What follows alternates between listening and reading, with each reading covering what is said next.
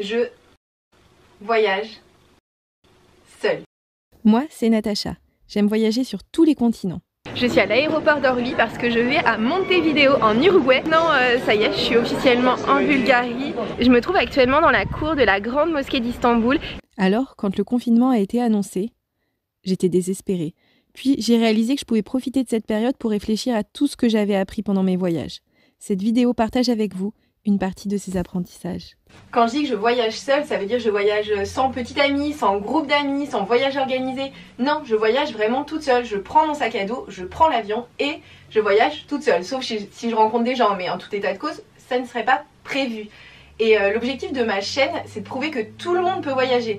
Peu importe à quoi il ressemble. Moi je mesure 1m62 et physiquement on peut pas dire que je sois impressionnante. Pourtant j'arrive parfaitement à voyager seule. Dans cette vidéo je vais vous parler des 3 conseils qui me paraissent impossibles et des 3 conseils qui me paraissent inutiles. En fait pour moi un conseil, ça doit résoudre un problème. Donc soit il y a un problème, le conseil vous donne un plan d'action à suivre pour résoudre ce problème. Sauf que moi quand j'ai commencé et que j'ai voulu voyager seule pour la première fois, j'ai regardé des tonnes de vidéos YouTube sur les 10 conseils à suivre quand on est une femme, les 10 conseils de sécurité, etc. Et il y a des conseils qui m'ont paru hyper difficiles. Sauf que si le conseil est impossible à suivre, en fait ça veut dire que le plan d'action est impossible à mener et plutôt que de vous rassurer, vous allez vous dire ah non mais je suis pas à la hauteur, je vais pas réussir à suivre ce plan d'action. Et si le conseil est inutile, ça veut dire qu'en fait le problème n'existe pas. Et en réalité pour moi, le problème c'est que y a quand même des conseils qui m'ont fait peur et il y a des conseils qui m'ont limite découragée. Et dans cette vidéo, mon objectif c'est de vous dire non mais en fait ces conseils, faut pas juste pas les écouter. D'abord voici mon top 3 des conseils impossibles. Les conseils impossibles, c'est ceux dont le plan d'action est totalement impossible à mettre en pratique. Le premier conseil c'est avoir confiance en soi. Alors d'abord, pour détendre tout le monde, je vais vous passer 2 extraits. Ça, c'était moi au Mexique.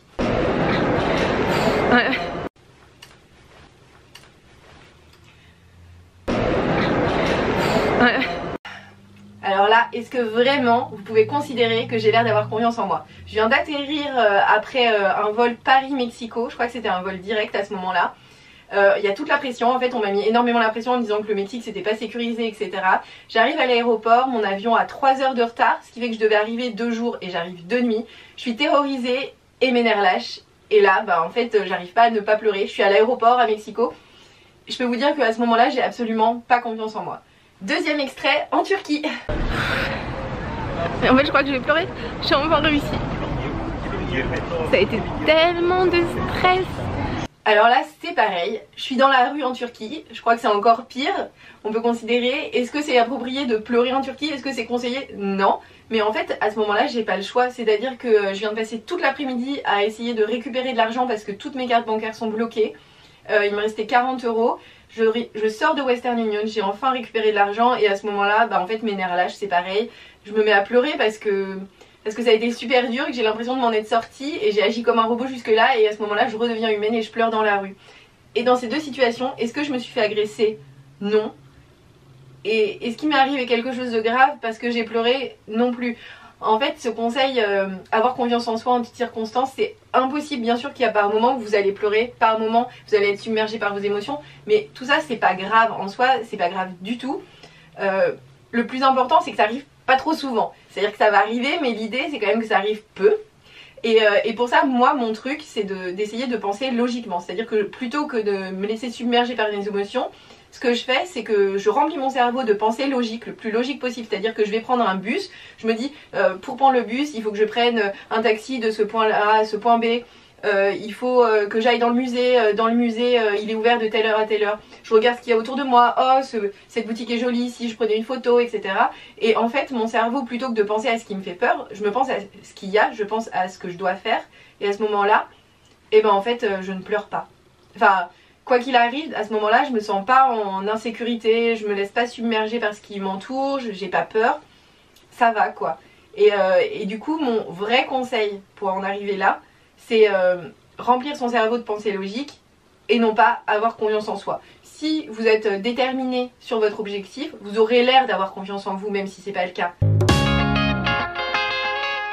Deuxième conseil impossible à suivre, c'est apparaître comme une locale pour ne pas attirer l'attention.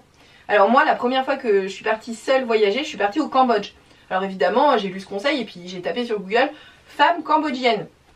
Alors je vous montre une photo d'une femme cambodgienne, je vous montre une photo de moi. Est-ce que vraiment il y a une chance pour qu'à un moment quelqu'un puisse penser que je suis cambodgienne?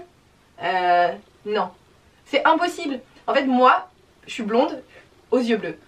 Je ressemble pas à la plupart des gens dans le monde en fait. Je n'apparaîtrai jamais comme une locale, c'est impossible. Et pour autant, c'est pas grave. Je vais vous raconter juste une petite anecdote, c'est qu'au Vietnam, je suis partie sur l'île de Cham. Je sais pas pourquoi les touristes internationaux ne vont pas sur l'île de Cham. Initialement, je crois qu'il y avait une base militaire, que c'était interdit, et comme ça fait pas longtemps que c'est autorisé, les étrangers n'y vont pas. Enfin, peu importe, je me suis retrouvée dans une excursion où il n'y avait que des Vietnamiens. Et moi. Et l'excursion consistait à aller faire du snorkeling dans la mer. Et quand j'ai enlevé mon t-shirt et mon pantalon et que je me suis retrouvée en maillot de bain, les Vietnamiens m'ont regardé. Mais les femmes et les hommes m'ont regardé. En fait, ils m'ont regardé avec curiosité. À ce moment-là, j'attirais l'attention. Mais parce que probablement, c'était possible en fait qu'ils n'aient jamais vu de personnes comme moi en maillot de bain. Et à ce moment-là, ils prêtaient attention à moi. Mais c'était pas négatif, c'était juste de la curiosité. Et je sais très bien que très souvent, j'attire l'attention. Mais honnêtement, à chaque fois que j'ai attiré l'attention, c'était pas contre moi, c'était pas agressif. C'était juste de la curiosité. Et par rapport à ce conseil de apparaître comme une locale pour ne pas attirer l'attention, moi je dirais juste, vous allez attirer l'attention, mais c'est pas grave. Le troisième conseil impossible, c'est ne pas sortir la nuit, ou son variant, sortir la nuit mais accompagné. Alors je vous le dis tout de suite, vous allez sortir la nuit seul. Parce qu'en fait, il y a 1000 raisons pour ça. Par exemple, votre avion va arriver en retard comme moi à Mexico, ce que je vous ai raconté tout à l'heure. Actuellement à l'aéroport Roissy-Charles de Gaulle et mon avion a 1h30 de retard. Votre bus de nuit, enfin votre bus plutôt va arriver en retard, ou alors même il n'y avait qu'un seul bus qui arrivait la nuit, ou même, tout bêtement, il fait nuit à 19 h, vous avez faim, vous sortez pour aller déjeuner. Enfin pour aller dîner plutôt. Vous allez sortir la nuit. Après, il y a son variant, c'est sortir mais accompagné. Et là, j'aimerais bien savoir, quand on est seul, comment on fait pour trouver un accompagnant. Par exemple, l'avion arrive en retard, comment est-ce qu'on fait pour trouver un accompagnant pour aller jusqu'à son hôtel? Moi, personnellement, j'ai jamais eu le cas où il y avait quelqu'un dans l'avion qui arrivait à être dans le même hôtel que moi, enfin, et qui voudrait, comme par hasard, m'accompagner. Ça n'existe pas. Dans mon hôtel, des gens qui veulent déjeuner avec moi, je pense que c'est possible quand on est en auberge de jeunesse. Et encore une fois, c'est pas forcément systématique, vous n'avez pas forcément envie d'aller au même endroit en même temps. Enfin, ça ne marche pas, vous pouvez pas trouver d'accompagnant systématiquement. Donc il faut se résoudre à sortir la nuit seul. Après, il faut aussi voir qu'il y a quand même des choses qu'il faut nuancer. C'est-à-dire que sortir à 19 h, c'est pas comme sortir à 23 h. Il y a des choses un peu différentes. Moi, ce que je fais par rapport à sortir seule, c'est déjà, il y a deux types de situations un petit peu. C'est j'arrive à une gare routière ou à un aéroport, il faut que j'aille à mon hôtel. Bon, alors à ce moment-là, si les transports en commun, je ne le sens pas trop, bah du coup, je prends un taxi.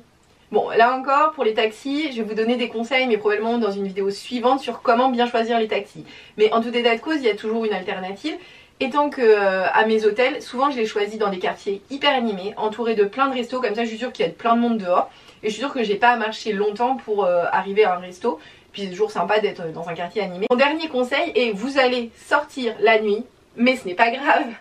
Voilà, c'était la fin de mes conseils impossibles. Maintenant on va passer à mon top 3 des conseils inutiles. Pour moi, le premier conseil inutile, le plus inutile qui existe, c'est acheter une bague pour faire croire qu'on est marié ou faire croire que son copain nous attend au coin de la rue. La première fois, j'ai beaucoup entendu ce conseil justement avant mon premier voyage solo au Cambodge, et du coup, juste avant de partir, plutôt que de me concentrer sur des trucs intéressants comme préparer vraiment mon voyage, je me suis retrouvée dans des boutiques de bijoux fantasy à rechercher quelque chose qui pourrait ressembler à une alliance. Mais quelle perte de temps! Alors je veux vraiment vous économiser ce temps complètement perdu en vous disant une chose terrible, mais quand vous voyagez seul, ça se voit. En fait, vous êtes dans une gare seule, bah ça se voit que vous allez prendre un train toute seule. Vous êtes dans un bus seul, ça se voit que y a personne autour de vous que vous connaissez. Vous êtes dans un site touristique seul, très clairement si votre copain était au coin de la rue, il serait avec vous en train de visiter le site antique. Enfin, il n'y a pas de raison, ça se voit. En fait, c'est ridicule de dire ah non mais mon copain il est juste à côté. Enfin, c'est absurde. La bague, non mais sincèrement, je suis pas sûre qu'il y ait un seul harceleur qui se spécialise en femmes non mariées. Enfin, les harceleurs, ils vont harceler les femmes mariées comme les femmes non mariées. Enfin, il y a juste pas de logique. Enfin, je vois vraiment pas l'intérêt. Moi, clairement, quand je suis seule, bah, je sais que ça se voit. Déjà, la plupart du temps, on me pose pas la question, on me dit pas hey, est-ce que tu voyages seule? On part du principe que je voyage seule et je vais pas leur dire ah non, non, je suis pas seule tout compte fait. Ce serait absurde. Et du coup quand on assume que je suis seule, mais souvent on me dit mais c'est pas trop dur, mais c'est pas trop dangereux, etc. Bah, je réponds oui je suis seule, mais je le réponds avec conviction, je leur dis que non c'est pas dangereux, que ça va bien. Et du coup comme je l'assume complètement et que je ne cherche pas à mentir, j'ai l'impression que je passe pas pour une personne vulnérable, je passe au contraire pour une personne déterminée, qui sait ce qu'elle fait. Et je pense que j'attire plus l'admiration des personnes à qui je le dis, que de se dire oui que je suis une pauvre victime seule, etc. Donc bon franchement ça va. Et surtout quand vous êtes seul ça se voit, donc autant l'assumer. Donc voilà, vous allez voyager seul, ça va se voir et c'est pas grave du tout. Deuxième conseil complètement inutile que je vois très souvent dans les vidéos pour les femmes qui voyagent seules, c'est ne pas donner d'informations personnelles. Mais ça a l'air d'être une sorte d'injonction. Souvent, quel type de personne va vous demander des informations personnelles? En fait, ce sont les restaurateurs, vos guides, les hôteliers ou même des personnes que vous croisez dans la rue, le passager d'un bus, etc. Et en fait, pourquoi ces gens vous posent des questions personnelles? C'est un peu la question à se poser pour moi. Et souvent, en fait, ils les posent par politesse. Enfin souvent le chauffeur de taxi il va vous parler, mais c'est un peu comme quand vous allez chez le coiffeur en France. Le coiffeur vous pose des questions mais en fait il s'en fiche, il retient même pas les réponses, il essaye juste d'être poli. Souvent ils vont vous demander ça fait combien de temps que t'es dans le pays, c'est ta première fois, enfin ce genre de questions complètement bateau, mais ils s'en fichent. Bon, il y a d'autres raisons, parfois c'est parce que par miracle ils sont vraiment intéressés, ils rencontrent pas souvent des étrangers. Comme vous êtes seul, vous êtes plus accessible, donc du coup, ils ont envie de savoir ce que vous faites, ils ont envie de parler à quelqu'un d'un peu différent et qu'ils ont un petit peu envie de casser leur routine. Bon, ce qui est aussi plutôt sympa. Après, pour moi, il y a le troisième cas qui est, ils veulent savoir par exemple dans quel hôtel vous êtes, non pas pour vous attendre le soir et vous assassiner, mais pour savoir en fait combien vous payez. Ça leur donne une idée de votre budget. Et par exemple, un chauffeur de taxi va pouvoir vous proposer des choses en rapport avec votre budget qu'il aura déterminé selon votre hôtel. Donc bien sûr, si vous êtes dans un hôtel très très cher, vous avez peut-être envie de cacher ça aussi. Mais si vous êtes dans un hôtel moyen, souvent, il n'y a pas vraiment de raison de le cacher. La quatrième possibilité, c'est aussi effectivement vous attendre le soir et vous assassiner à la sortie de votre chambre d'hôtel. Mais je suis pas sûre. Bon, la deuxième chose pour moi, donc se demander pourquoi on vous pose la question, mais aussi vous demander peut-être un petit peu classifier les informations pour essayer de déterminer un petit peu ce qu'on peut dire, ce qu'on peut pas dire. Bon, par exemple, en termes d'informations personnelles, je vous déconseille de donner votre code de carte bancaire. Ça me semble assez évident. Pour moi, il y a peut-être des informations qui sont un peu à la lisière entre ce que vous pouvez donner ou pas donner. C'est vrai que le nom de votre hôtel, si vous avez peur, il y a le fait d'être célibataire. Vous pouvez dire non je suis pas célibataire mais il est en France, vous pouvez pas dire qu'il est avec vous parce qu'en fait ça se voit très bien qu'il est pas avec vous. La troisième catégorie d'informations où là vous pouvez y aller, vous en fichez complètement. Par exemple ce que vous avez visité déjà dans le pays. Souvent ils sont pas les personnes qui vont vous interroger en fait vont très peu voyager dans leur propre pays. Et en fait vous allez leur parler de leur propre pays alors même que peut-être qu'ils connaissent personne qui est allé, je sais pas, sur la baie d'Along, personne n'est allé en Corouatte, personne n'a visité Palenque. Enfin voilà, ils sont peut-être vraiment intéressés par savoir et par entendre parler positivement de leur pays. Et donc où vous êtes allé, ça vous pouvez carrément en parler. Là où vous vivez, sincèrement, moi je vis à Paris. Je vois pas ce que les gens peuvent faire de mauvais avec cette information de là où je vis. Et ce que vous projetez de faire, honnêtement, je pense aussi que vous pouvez le dire. Parce qu'en fait tout le monde fait à peu près le même itinéraire touristique et c'est vraiment plus pour avoir une conversation. Et en plus de ça, si vous dites ce que vous allez faire, peut-être que les gens vont avoir des conseils à vous donner. Ça m'est déjà arrivé de récupérer des conseils comme ça à tout hasard et c'est quand même plutôt intéressant. Je trouve que ne pas donner d'informations personnelles, ça veut aussi dire en fait ne pas vraiment communiquer avec les gens. Et quand vous êtes en voyage, si vous êtes hyper fermé, que vous voulez donner aucune info, que vous voulez pas parler, mais sincèrement, enfin pourquoi vous partez? Vous allez rester tout seul renfermé. Et je crois que le voyage c'est l'inverse, mais vraiment le strict inverse de cette attitude de ne donner aucune information personnelle. Si vous êtes tout le temps en train de vous dire mais qu'est-ce qu'il va faire de cette information et tout, mais en fait rien, les personnes ne font rien. La très grande majorité des gens ne font rien. Et la très grande majorité des gens, si vous leur parlez, en fait ils vont juste être sympas avec vous. Enfin, c'est le seul risque que vous prenez. C'est tout. Donc voilà, donc n'hésitez pas à communiquer des infos personnelles. Le troisième conseil inutile pour moi, c'est s'habiller de façon discrète et pudique. Alors vraiment, ça c'est un sujet très sensible pour moi, c'est-à-dire que je le déplore, mais il y a certains pays où il y a une culture assez conservatrice et patriarcale et qui impose aux femmes certaines tenues. Alors autant en France, je suis prête à me battre pour m'habiller comme je veux. Autant quand on est à l'étranger, je pense pas que ce soit le moment de se battre et de se dire je m'en fous, je m'habille comme je veux. Il y a des conseils où on dit oui, portez des manches longues et des pantalons larges partout. En fait non, pas du tout.